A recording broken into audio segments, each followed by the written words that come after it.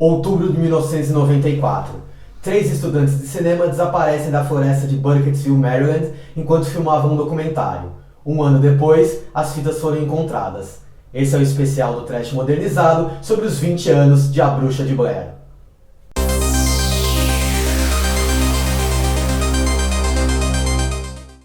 "20 anos de A Bruxa de Blair", vale muito um especial do Trash Modernizado. Eu sou o Marcos Broga, estou aqui com o Maxon Lima. E aí? Guilherme Lopes. Olá! Antes de assistir, já sabe, inscreva-se aqui no nosso canal, ative a notificação para você receber os novos vídeos.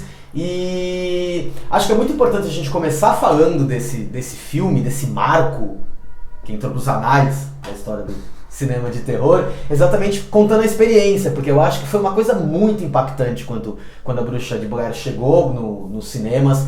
Aquela uma época que a internet engatinhava aqui no Brasil ainda, vinha os DVDzinhos da American Online, o CDzinho da American Online. Eu acessava a internet pelo meu videogame, pelo Dreamcast. Eu entrei lá no Blair Witch Project pelo videogame. Era aquilo, né? Tipo, um moleque entrando na internet, 15 anos era o quê? Era gente morta e pornografia, basicamente, era isso, né? Que a internet... só com 15 anos. É. Mas realmente, as experiências para cada um, não só de assistir o filme, mas de como recebeu o material. Afinal de contas, é o primeiro viral da história. Primeiro viral da história, exatamente. Como ele foi vendido, como ele foi promovido e tal. Começa aí, então. Começa. Estava lá eu no auge dos meus 17 anos, no meu último ano do ensino médio. Não era nem ensino médio, chamava colegial, né? Colegial, e até o 8º ano, né? Era o terceiro colegial. É verdade, o 8º ano e ia para os 3 do colegial. O terceiro colegial, exatamente. Que antes era o ginásio. Eu estava no 2º colegial. Eu tava no terceiro colegial, meus 17 anos, e começou a pipocar aquele monte de coisa sobre A Bruxa de Blair, aquelas histórias que era um filme real, a fita havia sido realmente encontrada, os cineastas desapareceram, e toda aquela campanha da MTV fez uma campanha muito forte também, que era era meio que assim onde a gente tinha acesso às novidades do cinema, era na MTV, Cine MTV, etc e tal, que a gente... Eu já tinha TV a cabo na época também, então também havia bastante coisa no Telecine, fazendo reportagem e tal. Mas não era normal um filme ser divulgado dessa forma. Não, dessa forma não. Não era normal não, foi pioneiro, assim. Exatamente, como se fosse real. Aquilo foi uma fita encontrada, tanto que ele cunhou o termo found footage. Falaremos mais num Trash Modernizado vindouro. E eu lembro quando eu fui assistir, eu tava excitadíssimo em assistir o filme, e aí eu fui estreando uma sexta-feira, eu fui no sábado. Estreou em outubro aqui no Brasil, se não me engano, na gringa foi 30 de julho. Aqui estreou em outubro. Sendo que o burburinho começou mesmo em Sundance, no começo do ano. Que já gerou todo esse rebuliço. Inclusive o site, o Blair Witch Project, é um site que vem de um ano antes, né? Foi um ano divulgando ali com atualizações frequentes num fórum, com fotos, com a ideia de que tal dia eles iriam, os 3 documentaristas, para campo, né? Para fazer as filmagens. Diário, né? Isso. Diário eletrônico. Isso. E aí depois esse site ele parou de ser atualizado, porque eles foram para lá e meio que virou um pedido de socorro. Com aquela imagem deles desaparecidos, dá para encontrar tudo isso na internet até hoje. Exato, e foi uma coisa sem precedentes, porque os caras tinham um dinheiro ali de um pão com mortadela e um cafezinho para fazer o filme. E orçamento de $20 mil. $20 mil, né? Foi antes do Atividade Paranormal, ele era o maior ROI, né? Custo-benefício foi vendido por $1 milhão para a distribuidora e faturou quase 300 milhões. Pois é. E aí eu lembro que aí eu fui assistir, estreou na sexta-feira, né? Porque os filmes estreavam na sexta-feira, e eu fui no sábado lá no Shopping Metrô Tatuapé, aqui em São Paulo. Eu fui no Cine Astor, quando era a Livraria Cultura hoje era um cinema, um baita cinema gigante, lembra? Sim, chamava Cine Astor, eu assisti filmes lá, tipo Dia da Besta, eu vi lá e vi esse. Você viu no cinema também, Gui? Você viu depois? Não? Vi depois. Depois no DVD. E aí eu tenho uma história boa, porque eu fui assistir com o meu tio, e o meu tio que é o cara que me introduziu pro terror, que era bastante fã de terror. Então eu lembro muito da minha recepção e de como foi pra ele e da conversa que a gente teve depois.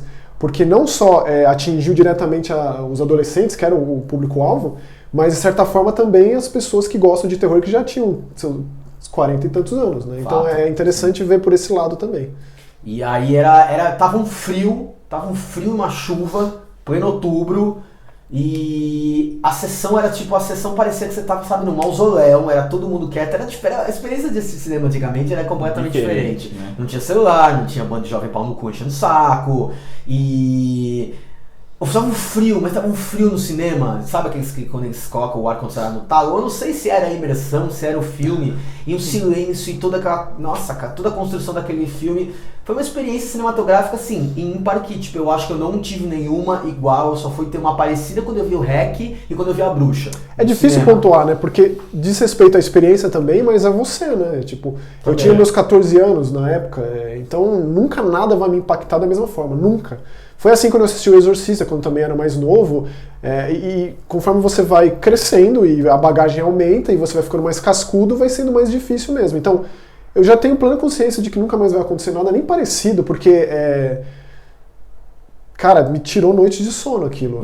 Não só por conta de como foi colocado, né, da atenção que você dava, especialmente aquele início, porque aquilo é importante, né? Eles indo até lá, conversando com os locais, que inclusive tem um dos depoentes ali no começo, é a própria irmã do Eduardo Sanches, um dos diretores, que o nome Blair vem do colégio que ela estudava, ou seja, não tem nada, tipo, os atores achavam que aquilo era de verdade mesmo, tipo, eles pensavam que aquela Burkittsville era mesmo a antiga Blair, e que lá existiu essa lenda dessa bruxa, mas tudo isso foi farsa porque... Até os próprios diretores enganaram os atores. Isso, eles não tinham um roteiro, o que eles tinham era aquelas 30 e tantas páginas sobre o mito da bruxa, e o que aconteceu lá, o que aconteceu com ela, o lance dos assassinatos das crianças, da presença maligna dela nas florestas que induzia pessoas a matar crianças.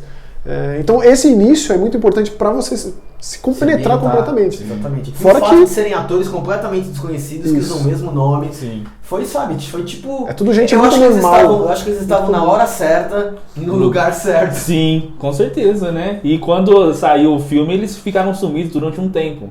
Sim, rolou um lance meio Canibal Holocausto. Sim, eu gostei bastante desse filme.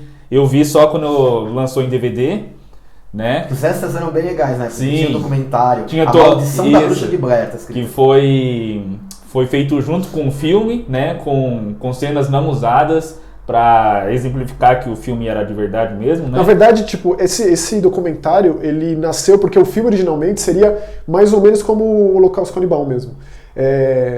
Sumiram, mas tinha um pós, não tinha só sobre isso, era uma equipe tentando entender por que eles sumiram, com entrevista com os parentes, dados como desaparecidos, então isso tudo foi filmado. Eu acho que levou 8 meses na pós-produção o filme, 8 dias para gravar, 8 meses para deixar pronto. Então eles eles tomaram muitas decisões certas depois também, porque eles foram limando a coisa a ponto de deixar do jeito que deveria ser para o marketing promover o negócio, porque se ele não tivesse sido vendido do jeito que ele foi, sei lá, não sei se o mundo estava preparado para o found footage, talvez nem tanto assim para o falso documentário, que também era uma prática já recorrente de cinema, mas não sei como teria sido, claro, teria sido tudo diferente, não tem como antecipar uma coisa dessas, mas o filme foi pensado para ser um falso documentário mais do que um material encontrado, ainda bem que eles tomaram a decisão do material encontrado. Exato, e até a questão dos atores estarem dormindo na floresta à noite e os diretores lá chacoalhar as tendas e tipo tacar o terror com os caras porque eles queriam uma reação muito espontânea, muito verdadeira. E aquele final, a cena clássica dela chorando lá com a meleca de nariz caindo, e a hora que chega na casa e aquele impacto, e a grande questão que a gente estava conversando antes no background sobre o fato de não mostrar a bruxa, né? Aquela questão de tipo, ele acaba daquele jeito que muita gente na época também já não tinha gostado, que não tem bruxa, que acabou daquele jeito, e enfim. Só lamento pra vocês. Então, e é interessante, tem muitas trivias sobre Bruxa de Blair. É um dos filmes que mais tem curiosidades pra se ler, e assim, o que é real, o que é lenda. Então, uma delas é que de fato existia a bruxa, era um membro da equipe que estava vestido com uma roupa branca, uma camisola branca com uma máscara de esqui, se eu não me engano. E a Heather vê essa bruxa quando eles estão correndo, logo depois do chacoalhão da cabana, que eles saem correndo no mato de noite, só que eles simplesmente não apontam a câmera pra isso. Ou seja, não foi filmado isso, só tem a reação do what the fuck que ela fala, e não foi filmado. Eu acho que é acertadíssimo. Assim. Porque eles poderiam ter feito a cena de novo, como eles refizeram o final várias vezes, porque teve o lance do estúdio lá, de tipo, esse final não dá pra entender e tal. Tanto que o gancho dos depoentes lá no início foi filmado depois, pra dar justamente esse entendimento. Da virada pra parede. Que é o que a gente vai chegar lá, pra mim é o grande mal do Bruxa de Blair, do Adam Wingard, é mostrar a bruxa. E ainda mais que ele dá aquela desculpa de mais do que ela foi amarrada na floresta, ela foi amarrada em pedras, né? Ela que esticaram os membros. Aí aparece aquela bruxa. Brute, né? Vira um bonecão de Olinda, a porra da Bruxa de Blair. É legal só pra pra voltar ao tema de como impactou esse filme, né? Conta você. No começo dos anos, nos anos 2000, 2001, mais ou menos, né?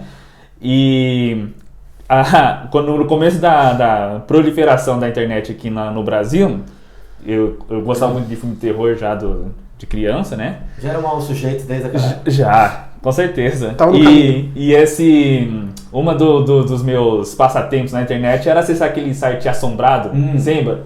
Assombrado.com.br. Clássico! E ver a linha cronológica no site de Blair Witch Project, né? Que tinha a linha cronológica. Eu fiz um trabalho na escola, lá no terceiro colegial, sobre a Bruxa de Blair, essa questão da linha cronológica também. A gente imprimia, mandava imprimir, recortava. E colocava nos cartolina.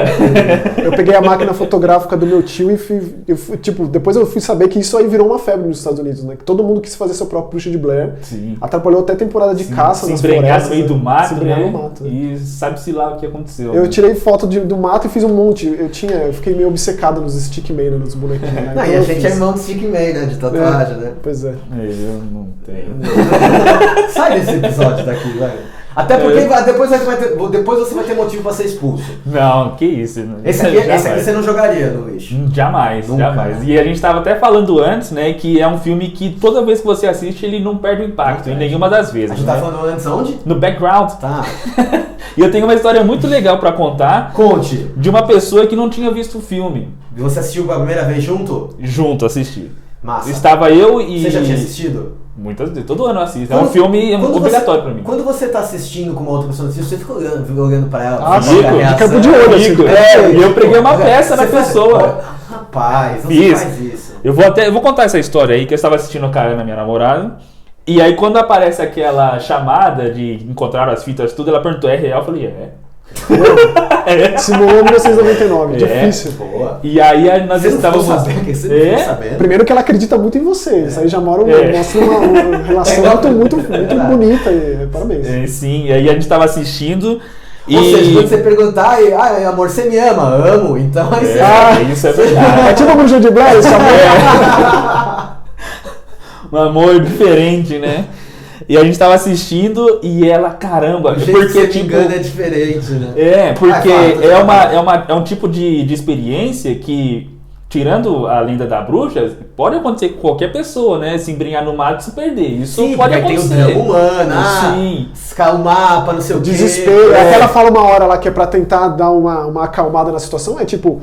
Nós já desmatamos quase todos os Estados Unidos, vamos tacar fogo nesse mato e tipo, coisa assim. E tipo, não tem como se perder numa mata dentro dos Estados Unidos porque, né, é uma mata controlada ali, né? Não tem um espaço pequeno, virgem na mata, tipo, tá tudo tomado. E ela já tava com medo desse tipo de situação. Ela até falava, nunca vamos acampar, pelo amor de Deus. Tem certas coisas que você não se faz. Você não vai acampar, você não entra nas grutas, você não entra... Não entra no oceano, não vai nadar no mar. Não vai nadar no mar aberto, não vai pro espaço. Mano, o cinema de terror ensina a gente. Não faz esse tipo de coisa, né? Uma cabana no meio do mato e pega um grimório e tenta traduzir. Você pega um posto de gasolina, você dá uma olhada, aí você volta, já volta. Tem um caipira incestuoso? Já volta. Não, sim.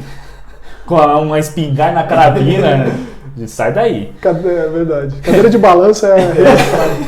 Se aparecer um velho louco, não vai nesse lugar. Não vai. Não vai. Dá ouvidos aos velhos loucos. E aí, acabando, quando eles entram na cabana... Ela já tava em polvorosa, meu Deus do céu. Quando acabou o filme, começou os créditos finais, ela, pelo amor de Deus, tira daí. Ela tava com medo até dos créditos finais. Aí ela... Gosto. Muito bem. Assistiu agora, esse ano, é isso? Sim, há dias atrás, pela primeira vez. Olha só como não perde a força, Não cara. perde. E aí estávamos, quando acabou o filme, ela, meu Deus do céu, eu não acredito que eles estão sumidos. Pelo amor de Deus, meu Deus, José. Até hoje você falou que nunca contou. Não, aí eu comecei a explicar a história, tudo, aí ela, meu Deus, muito obrigado. Eles estão salvos, eles estão vivos. Maravilhoso.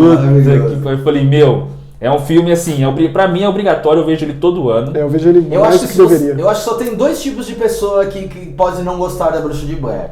Os idiotas E aquele caso da pessoa que não se sente bem com a estética do found footage, passa mal, e tipo aquela coisa do corrido, do tremido. Que inclusive era recorrente, né? A galera passando mal literalmente por conta dessa precariedade da imagem, por conta da movimentação. Não era. Ninguém estava acostumado a isso. A verossemelhança com a vida real, até pelo desespero dos atores, transmite uma sensação ruim para quem está assistindo. Né? Aquela coisa, vamos alugar o equipamento pro final de semana e gravar e não sei o que, é muito... Porque tem o comecinho ali que a gente tem a introdução dos personagens, a gente conhece, não muito, mas é o suficiente para que gere um vínculo necessário para que você queira que aqueles personagens saiam daquela situação terrível ali, né? E eu acho que tudo foi muito bem pensado, orquestrado por parte dos cineastas envolvidos aí. A empatia... O fato de não ter roteiro, de ser tudo muito na hora, deles ficarem, basicamente o filme...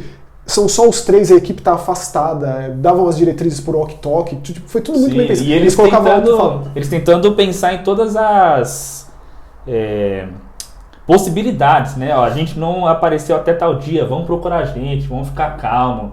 E aí não tem água, não tem comida, não tem cigarro. Eles desesperados por um cigarro. Uma hora que mostra muito desespero é quando eles acordam à noite e perguntam que horas são. Aí ele fala 3 da manhã. Aí tipo, falta muito pra exatamente. Esse tipo de desespero que pesa muito e que leva para aquela derrocada final ali naquela casa, porque... Que é a insanidade já. E a própria Heather diz, a atriz, né, que eles inclusive usam seus próprios nomes, né, diz que foi terrível, tipo, foi muito tempo para ela conseguir voltar a si depois de filmar ali naquele lugar, porque esse desespero passa pra gente, né? Esse nervosismo e o fato de novo, a equipe que cada vez mais eles tinham menos alimentação e o que tinha ali da rusga entre determinados personagens, na verdade quem deveria assumir era o Mickey, não o Josh que deveria assumir. Só que aí tava rolando um composinho ali. Exatamente, você leu sobre isso? Então...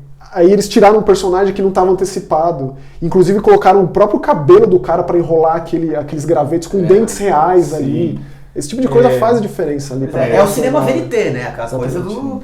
Talvez até nesse filme muitas pessoas não gostem de found footage, porque elas pensam assim, pô, tá acontecendo uma treta do caralho, por que a pessoa tá filmando ainda? Mas nesse tem uma explicação até plausível, porque, pô, eles estão desesperados, até a moça fala, né? A Heather fala assim, é a única coisa que me sobrou, a única coisa que eu tenho, eu vou me apegar a isso pra tentar fugir um pouco da realidade que, por si só, já era desesperadora, mesmo se não tivesse bruxa lá, se perdido no meio do mato lá. Mas esse é um dos grandes, das dificuldades que esse formato tem em se fazer existir. Por que esse sujeito tá com essa câmera ligada? O que faz ele tá com a câmera ligada?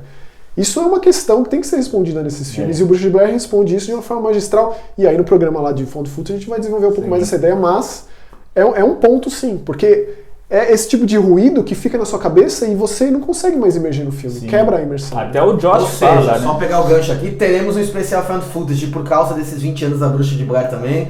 Maxon já deu spoiler. E uma coisa que falando de spoiler que me veio agora, era uma época que não se tinha spoiler. Sim. Não se tinha internet daqueles jeitos, não se tinha rede social com aqueles malditos, então você não sabia. Mas tinha um chato que saía do cinema falando quem era o assassino do Pânico, por exemplo, porque eu lembro disso. Eu lembro que eu tava na praça de alimentação do shopping. Aquele episódio do Simpsons com o Homer sai, né, que eles foram assistir o Império Contra-Ataca. Nossa, quem diria que o Darth Vader é o pai do Skywalker? Não, mas eu lembro muito bem. Na fila, né? A fila de Pânico no cinema era monstruosa. Pânico foi um sucesso absurdo. Eu tinha meus 11 anos quando saiu. E eu fui esse tipo, de novo, meu tio me levou. Porque naquela época também tinha essa, né? Não se podia entrar no cinema se você não se podia entrar no cinema. Né? E a fila gigantesca, eu tava na praça de alimentação e o cara saiu do cinema gritando que era um assassino do Pânico e rolou briga ali de tipo... É lógico. Era só esse tipo de coisa. Tem que sair briga de mão, lógico, tem que descer a porrada. Sim. Sucesso absurdo, virou um fenômeno, virou uma febre, virou um hit e todo mundo falava da Bruxa de Blair, todo mundo queria assistir a Bruxa de Blair. A bruxa que ninguém viu. Inclusive ele se arrepende de ter colocado o nome da cidade real. Maryland, Burkittsville existe e a cidade virou, né, um chiqueiro. Virou de carnaval em São Paulo. Né? Tipo, todo dia no centro de São Paulo virou Burkittsville. 25 ali, né? Isso São Paulo mesmo. Depois da chuva. Tipo, é isso. Mas aí, né? Chegou. Depois... Vai, Gui, faz as honras. As lendas são imortais, você não. Jesus. Mano, esse filme é muito injustiçado. E quem discorda é clubista. Deixa eu voltar a virar de costas na parede aqui. Não, muito bom. É engraçado muito que o bom. Max sempre fala nos podcasts, a gente concorda muito, a gente concorda muito. A gente chegou no ponto pivotal em que a gente vai ter um desgraçado na bancada que vai defender esse filme. Ai, Eu gosto. Então E vai. não sou só eu não que gosto, né? Não, acho que o pai dos atores também deve. Não. o cineasta também. Não, tá rolando até, se vocês procurarem na internet o Fã do Horror também pesquisar, tá até, tem muitas resenhas saindo hoje em dia falando que esse filme é injustiçado. Não Tá à sou só eu que frente, tô à frente falando. da sua época. Não, Sempre esse tipo. isso não. Não é uma obra-prima, mas pra mim tá longe de ser um filme ruim, né? É dirigido pelo Joe Berlinger, que é o mesmo do Ted Bundy, a irresistível face do mal. Mas é documentarista, ele fez aquele foda lá do Sim. Paradise Lost. a Paradise trilogia. Lost, grande documentarista, especialista em crimes e tudo mais, né? Olha só essas fotos aqui da parte de trás, né? Então, assim, esse filme... Não assista esse filme com a luz apagada. Deus, eu considero uma aberração completa. Tipo, eu quando era moleque, eu fui assistir esse filme 15 anos no cinema, um fã de Marilyn Manson, toca Disposable Teens no começo, eu saí já emputecido desse... Porque, assim, ele justifica o começo porque mostra justamente essa ideia do poder do filme. Ele usa o primeiro filme como um filme, e aí tem esses tours malditos pela cidade, sim. exatamente. Que inclusive é o que a gente acompanha, né? O Blair Witch Hunt, dessa molecada que vai até os lugares, Coffin Rock, que vai encontrar a casa onde aconteceu as coisas e tal, onde supostamente a bruxa dá nome para a bruxa, mostra a imagem dela num livro de história, e isso aí, o Austin Parr começa a dar nome pro cara que matava as crianças naquela casa, começa a dar nome para as coisas, mas assim, esse início, que é em found footage também, mostra justamente isso. Tô vendendo pedra, porque as pessoas compram, tô vendendo um stick maker, tô vendendo com graveto da minha, que eu pego no meu quintal, e aí depois disso vira um filme convencional que tenta ser muito inteligente, tipo, na forma como ele se constrói, porque ele é não linear, né, que mostra eles dando um depoimento pro xerife, mostra cenas de uma chacina com faca, de gente sendo morta e tal. E aí a influência da bruxa nesse grupo de adolescentes que vai simplesmente lá para conhecer os lugares famosos do filme. Mas vocês acham que foi acertado não ser um found footage? Eu acho que sim. Assim, Eu acho que esse filme, uma das coisas muito injustiçadas dele é o diretor não seguir a fórmula do primeiro. Porque todo mundo, Bruxa de Blair 2, eles queriam mais found footage e não foi feito. o protagonista é um cara de vídeo. Ele tá lá para filmar, ele tinha todo o equipamento lá e ele poderia fazer um filme só assim. Tanto que tem cenas do vídeo, né? Dele filmando e tal. Eles assistem muito o material que eles capturam e tal. Eu não sei, assim, não dá pra dizer, né? Eu gosto bastante. Eu acho que não tem como ser pior. Hã? Eu acho que não tem como ser pior. Se fosse found footage, na época, talvez a gente veria algo que marcasse mais e não se fosse só um filme de terror.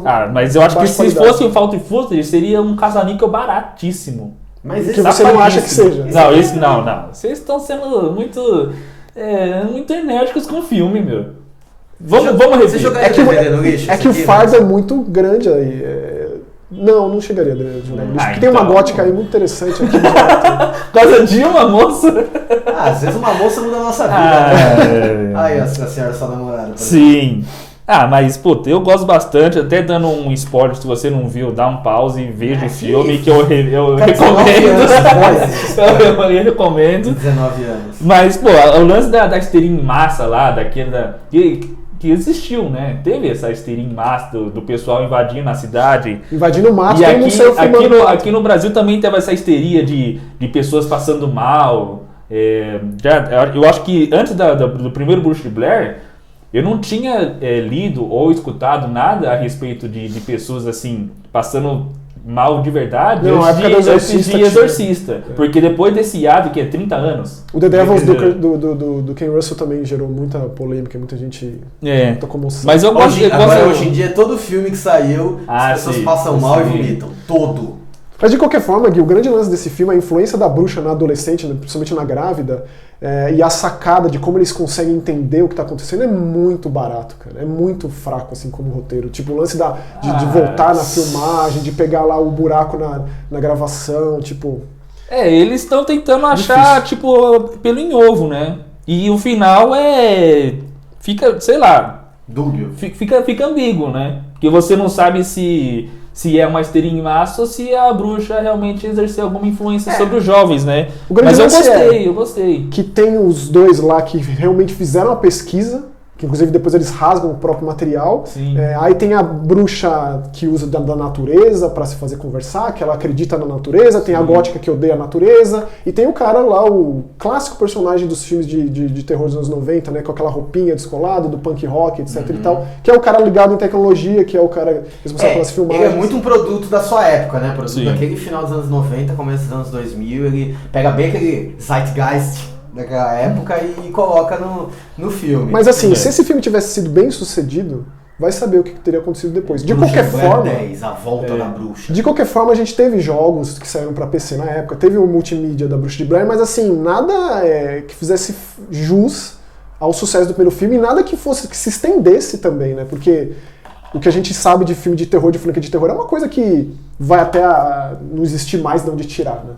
Não foi o caso, né? E você falando da multimídia subsequente da Bruxa de Blair, nosso querido Rodrigo Ramos, um abraço, ele mandou a colinha pra gente. Rodrigo, saudade. Ele mandou a colinha aqui pra gente do que teve em quadrinhos da Bruxa de Blair pra você ficar antenado também, o nosso mestre do HQ Horror. Em agosto de 99 saiu Blair Witch Project One Shot, que eram 3 histórias baseadas na história original. Sim. E lá em meados dos anos 2000, em outubro de 2000, depois que saiu a... Clássico. Ai, Gui, não faz isso, cara. Não, agora ele tá querendo ser... Ele gosta mais porque a gente gosta menos. Então. Acontece. Isso é histeria. Eu quero ser do contra. Não. Eu tenho até hoje. Eu não joguei fora. O programa não acabou ainda. Não, mas eu nunca vou jogar esse Será que se eu tacar fogo nesse DVD aqui, eu que vou pegar fogo? Não, eu taco fogo em você. Eita! Meados dos anos 2000 tinha uma minissérie em 4 partes que é The Blair Witch Chronicles, tipo Shyamalan Chronicles. Em outubro de 2000 nós tivemos Blair Witch Dark Testaments. Muito bom. Muito bom esse nome. Que foi desenhado pelo Charles Adlard, nosso querido desenhista de The Walking Dead. Exatamente. Que Deus o tenha, Walking Dead. Em quadrinhos. Não tô preparado ainda pra assumir que não vou ter. Outubrão vamos ter especial Walking Dead também. Então, em PC foram 3 jogos que saíram aí nesse intervalo de tempo do primeiro e do segundo do filme, que eles desenvolvem muito do passado. Todos eles se passam em 1940, tem até jogo que se passa no século XIX.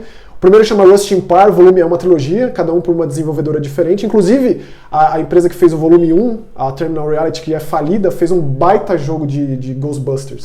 Se vocês não jogaram esse jogo, vai sair uma versão remasterizada, um jogo de PS3 360, chama Ghostbusters The Videogame, excelente.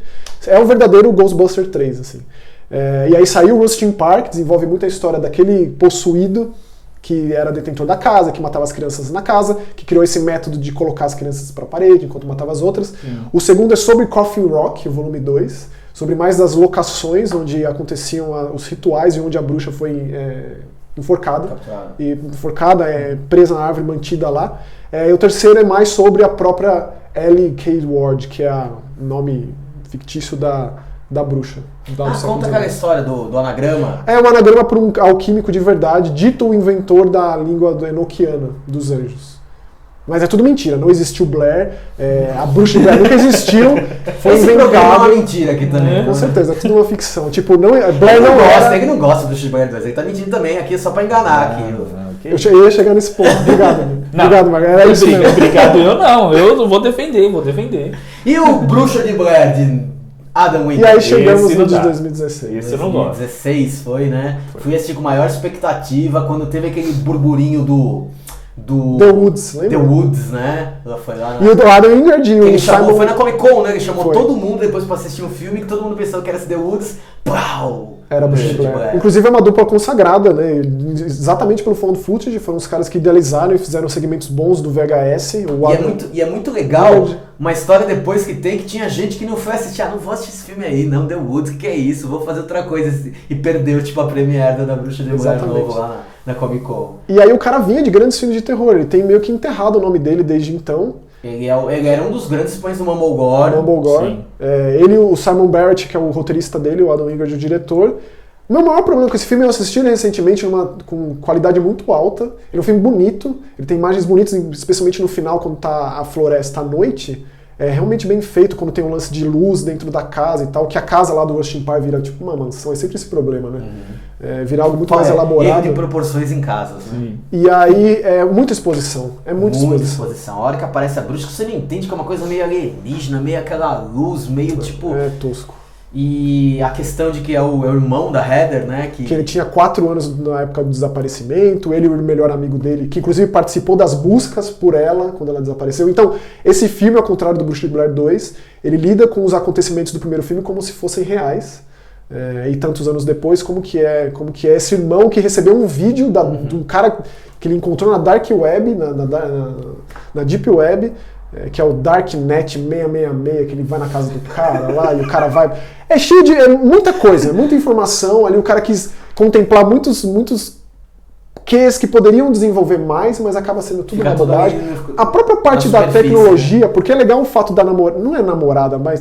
Quem quer fazer esse documentário sobre ele é uma especialista em tecnologia também. Ela tem todo o equipamento, tem drone. Mas isso é muito mal utilizado no filme. É muito mal explorado. Porque como é que em 2019 você vai se perder naquela mesma floresta de novo em épocas de GPS, né?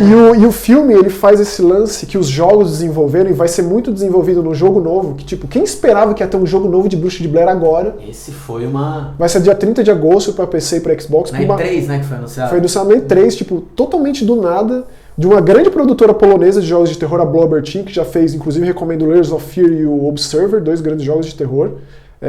E aí vai ser uma continuação, porque o filme original se passa em 94, esse jogo novo se passa em 96, em Black Hill Forest, né, um detetive de polícia atrás de uma criança desaparecida.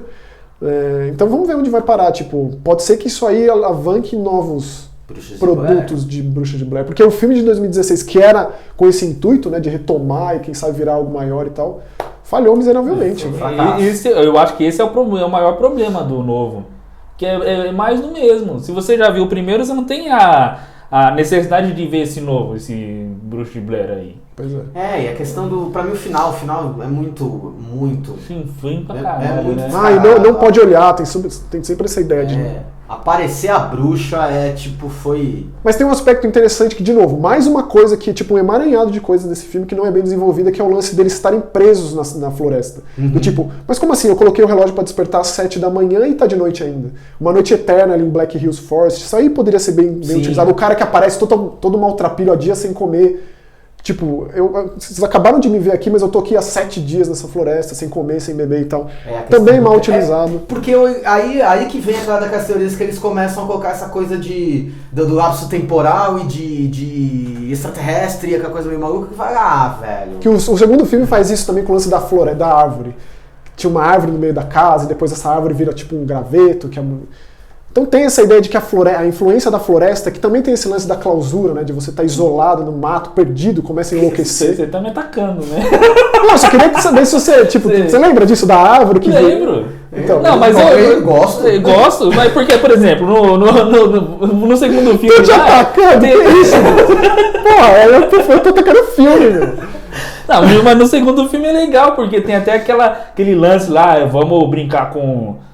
A bruxa, né, entre aspas, possuiu todo mundo, então vamos fazer essa orgia do demônio aí, todo mundo pelado, rasgar tudo, ficar igual uns bichos no mato lá. E lembra que mata os chineses, os turistas, e coloca o corpo em pentagrama? Então, igual no primeiro filme lá, que acharam os 5... eu ia falar bandeirantes, bandeirantes na América é foda. Pioneiros. Os 5 pioneiros lá em forma de pentagrama e depois quando retornaram lá já tinham removido os corpos. Eu acho uma história bem desenvolvida. E eu acho que ele é um fruto da sua época ali que não deixa a desejar. Diferente de você pegar uma Bruxa de Blair e é muito ruim, né? Bruxa de Blair, a Bruxa de Blair. Pra gente aqui ficou ruim. Lá fora até que deu certo, né? Blair Witch Project e tal. Aí você tenta retomar uma história original nos anos de hoje e não funciona. Então eu acho que esse filme funciona por conta disso. É uma outra história, ele se desprende e ainda desenvolve aspectos novos.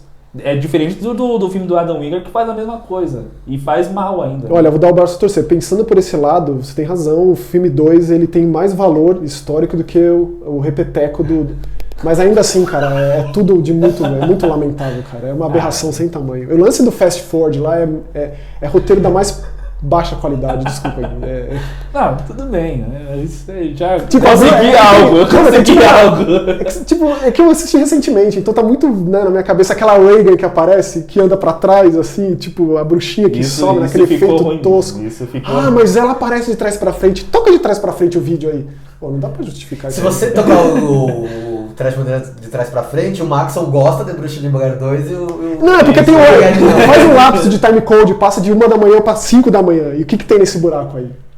É um mistério aí do Trash Modern. Nunca saberei.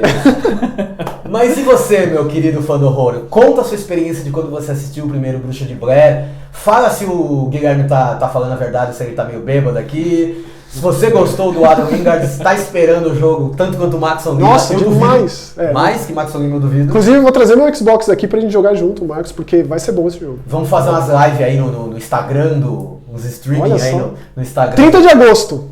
30 de agosto sai o jogo. Anote aí na sua agenda. Muito obrigado por acompanhar mais um episódio do Trash Modernizado com a gente. Vale sair daqui, terminou o vídeo, reassista Bruxa de Blair, porque ainda é um dos melhores filmes de terror de todos os tempos. Clássico. Dois. Valeu, siga a gente em todas as redes sociais, segue a gente no Instagram, já falei umas 20 mil vezes para se inscrever no canal, eu espero que você tenha o feito. Semana que vem a gente está de volta com um especial Found Footage, porque a gente continua comemorando os 20 anos de A Bruxa de Blair. Te vejo aí do outro lado da telinha. Tchau. Tchau.